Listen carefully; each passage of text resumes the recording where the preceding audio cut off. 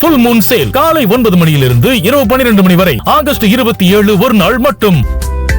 ஆற்றுல வெள்ளப்பெருக்கு அப்படின்னு ஆரம்பிச்ச ஒரு பிரேக்கிங் நியூஸ் இப்ப கிட்டத்தட்ட 384 பேரை காணவில்லை அப்படிங்கிற அளவுக்கு மாற்றி இருக்கு அப்படிங்கறத தான் நம்ம இன்னைக்கு ஃபுல்லா பார்த்துட்டு இருக்கோம் நேயர்களே. அந்த வகையில இப்ப நேபாளம் ரசுவா இந்த இடத்தை பத்தி நம்ம ஃபர்ஸ்ட் தெரிஞ்சுக்கலாம். இது வந்து ஒரு இயற்கை எழில் அதிகமா இருக்கக்கூடிய ஆன்மீக பெருமை கொண்ட ஒரு இடம். குறிப்பாக ட்ரெக்கிங் அப்படின்லாம் வந்து பார்த்தோன்னா இந்த இடத்துக்கு வந்து போகக்கூடிய மக்களினுடைய எண்ணிக்கை அதிகம் அப்படின்னு சொல்லுவாங்க. ஸோ இந்த இடத்துல வந்து கிட்டத்தட்ட 1544 சதுர கிலோமீட்டர் பரப்பளவு கொண்ட ஒரு சின்ன இமயமலை அப்படின்னு கூட இந்த இடத்த வந்து சொல்லலாம். இங்கே இருக்கக்கூடிய மக்கள் தொகை 2011 படி 43,300 மக்கள் அப்படின்னு சொல்கிறாங்க. ஸோ இங்கே வந்து நான் ஆல்ரெடி சொன்ன மாதிரி ஆன்மீகம், அதே மாதிரி ட்ரெக்கிங், இந்த மாதிரி விஷயத்துக்கெலாம் பேர் போன ஒரு இடமா இந்த நேபாளத்தினுடைய ரசுவா அப்படிங்கிற இடம் இருக்குது. ஸோ இந்த இடத்துல தான் இன்னைக்கு காலையில் ஆற்றில் ஒரு வெள்ளப்பெருக்கு ஏற்பட்டுச்சுங்க. ஸோ முதற்கட்டமாக வந்து பார்த்தோன்னா ஒரு 7-8 பேர் தான் வந்து காணலை, இந்த ஆற்றில் வந்து அடிச்சுட்டு போயிட்டாங்க அப்படின்னு ஆரம்பித்த ஒரு நியூஸ் இப்போ ஒரு மிகப்பெரிய பேரழிவு அங்கே ஏற்படுத்தி இருக்கு அப்படின்ற அளவுக்கு சொல்லப்படுது. குறிப்பாக இந்த ரசுவா அப்படிங்கிற இடம் வந்து வணிக விஷயங்கள் வந்து நடக்கிறதுக்கு ஒரு பெயர் போன இடம் அப்படின்னும் சொல்கிறாங்க. ஸோ இந்த ஆற்றில் ஏற்பட்ட இந்த வெள்ளப்பெருக்குனால ஒரு 20, அதாவது தமிழர்களை சேர்ந்தவங்க 20 பேர் வந்து மீட்கப்பட்டிருக்காங்க. ஆனால் மீதம் இருக்கக்கூடிய 35 பேர்கிட்ட எங்கே அப்படிங்கிறதே தெரியல. இதில் தமிழர்கள் மட்டும் கிடையாது, கிட்டத்தட்ட இந்தியர்களில் 105 பேர், அதே மாதிரி வெளிநாட்டை சேர்ந்தவங்க 291 பேர் அப்படின்லாம் சொல்லப்படுது. ஆஸ்திரேலியா, நெதர்லாந்து, லண்டனு, இந்தியா இப்படின்னு சொல்லி கிட்டத்தட்ட ஒரு 7லேருந்து 8 வெளிநாட்டை சேர்ந்த மக்கள் இந்த வெள்ளப்பெருக்கில் காணாமல் போயிருக்காங்க. இப்போ முதல்ல அந்த வெள்ளப்பெருக்கு ஆரம்பிக்கும் பொழுது அந்த காட்சிகள் எப்படி இருந்துச்சு அப்படிங்கிறத நம்ம ஃபர்ஸ்ட் பார்த்துடலாம்.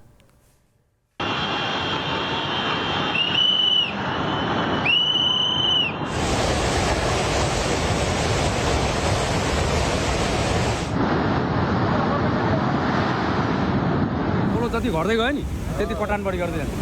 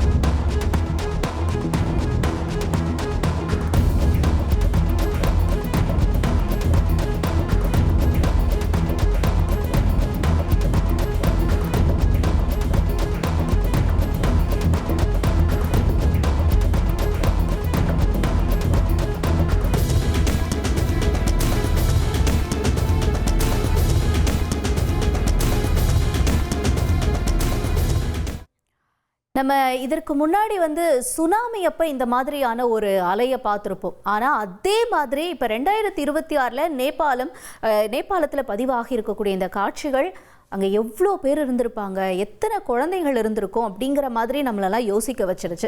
இப்போ இந்த ஆற்றில் வெள்ளப்பெருக்கு ஏற்பட்டுச்சு இல்லையா, அப்போ அந்த பெரிய அலை வந்துட்டு வரும்பொழுது அங்கே இருந்த மக்கள் எல்லாம் எந்த பக்கம் போகிறதுன்னு தெரியாமல், திக்கு திசை தெரியாமல் தன்னோட உயிரை காப்பாற்றிக்கிறதுக்காக ஓடக்கூடிய அந்த காட்சிகளும் பதிவாகிருக்கு. அதையும் நாம் இப்போ பார்த்துருவோம்.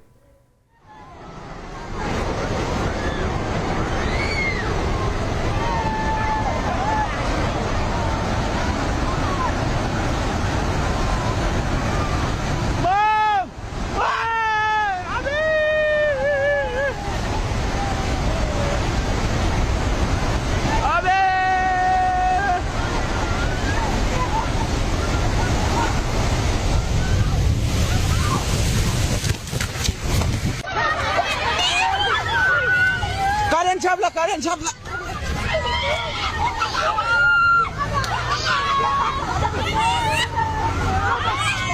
Kalian siap lah, kalian siap lah.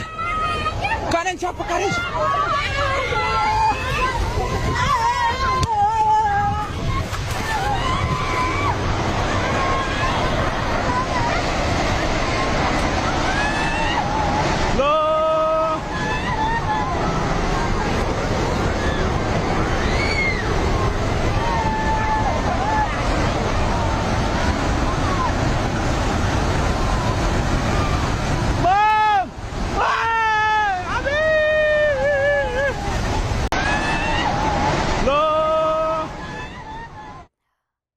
அங்க இருக்கக்கூடிய மக்கள் என்ன நடக்குதுன்னே தெரியாம தங்களோட உயிரை காப்பாத்திக்கிறதுக்காக அங்க கிடைச்ச இடத்துல எல்லாம் ஓடக்கூடிய அந்த காட்சிகள்லாம் பார்க்கிறோம். ஒரு சிலர் அந்த ஆற்று வெள்ளத்திலேயே அடிச்சுட்டு போற அந்த காட்சிகள்லாம் கூட இருக்கு. என்னோட புரிதல் படி அவங்க ஒருவேளை பயப்படாதீங்க அப்படின்னு கத்திட்டு ஓடலாம், இல்ல ஓடுங்க அந்த இடத்துல இருந்து அப்படின்னு கூட சொல்லிட்டு ஓடி இருக்கலாம். ஆனா கடைசியில அவங்களுடைய எண்ணம் எல்லாம் எப்படியாச்சும் இந்த ஆற்று வெள்ளத்துல இருந்து தப்பிச்சிடணும் அப்படிங்கிறது தான்.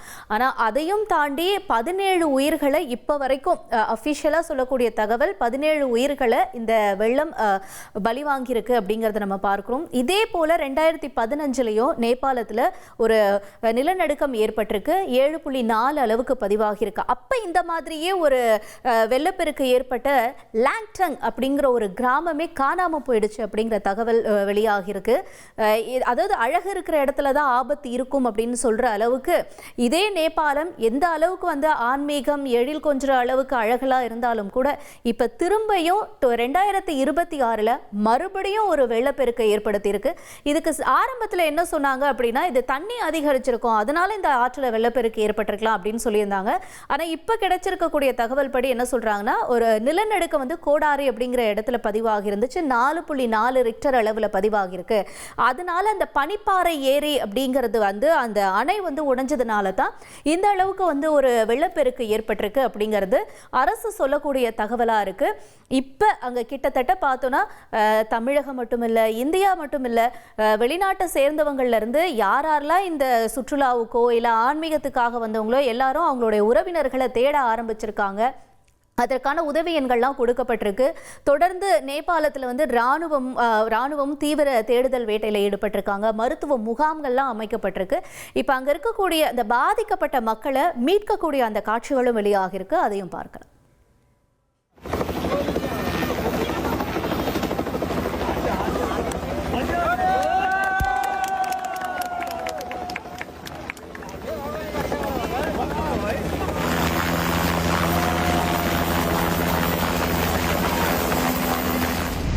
हामी उद्धारका लागि हामी यहाँ सकेसम्म இந்த 384 பேர் அப்படிங்கிற எண்ணிக்கை இன்னும் அதிகரிக்கலாம். நம்ம தமிழகத்தை சேர்ந்தவங்கள 20 பேர் இப்போ சேஃபா இருக்காங்க. மீதி இருக்கக்கூடிய 35 பேர் அவங்களுடைய நிலையெல்லாம் என்ன அப்படிங்கிறதுலாம் தெரிய வேண்டியிருக்கு. மற்ற நாட்டு மக்களுடைய நிலை என்ன அப்படிங்கிறதுலாம் கண்டிப்பாக இந்த ஒரு நாளில் இந்த விஷயம் சரியாக போகிறது கிடையாது. இன்றைக்கே எல்லா அப்டேட்டும் நமக்கு கிடைச்சிருமா அப்படின்னா நிச்சயமாக இருக்காது. ஏன்னா தேடுதல் வேட்டை அப்படிங்கிறது ரொம்ப முக்கியம். அங்கே இருக்கக்கூடிய இராணுவத்தினர் ஹெலிகாப்டர் மூலயமா மோப்ப நாய்கள் உதவியோடு அங்கே காணாமல் போனவங்கள தேடிட்டு இருக்காங்க. அட் லாஸ்ட் உறவினர்களுடைய எண்ணம் எல்லாம் போனவங்க வந்து உயிரோட கிடைப்பாங்களா அப்படிங்கிறது தான். இந்த எண்ணிக்கை எப்படி அதிகரிக்கிறது, இன்னும் சேத விவரங்கள் என்னெல்லாம் வரப்போகிறது அப்படிங்கிறதெல்லாம் நம்ம பொறுத்திருந்து பார்க்கலாம் நேயர்களே. ஃபுல் மூன் சேல் காலை 9 மணியிலிருந்து இரவு 12 மணி வரை ஆகஸ்ட் 27 ஒரு நாள் மட்டும்.